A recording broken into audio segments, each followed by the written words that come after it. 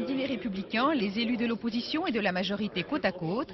Hier soir, Jacques Chirac a donné la parole à tous.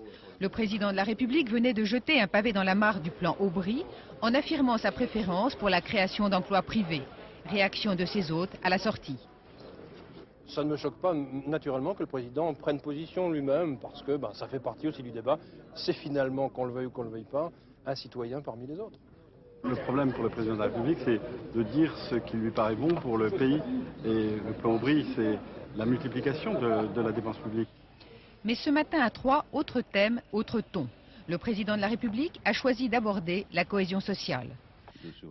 2h30 pour écouter les représentants d'associations, poser des questions précises et parfois émettre un avis. C'est du travail en double aveugle.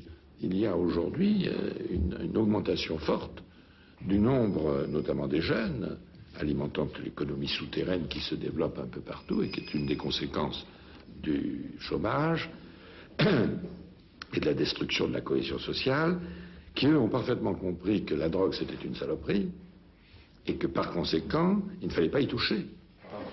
Après la réunion de travail, exercice pratique dans un foyer de réinsertion pour SDF.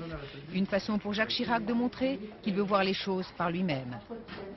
Pendant ce déplacement, le président de la République a donc envoyé un message à double connotation libérale et sociale.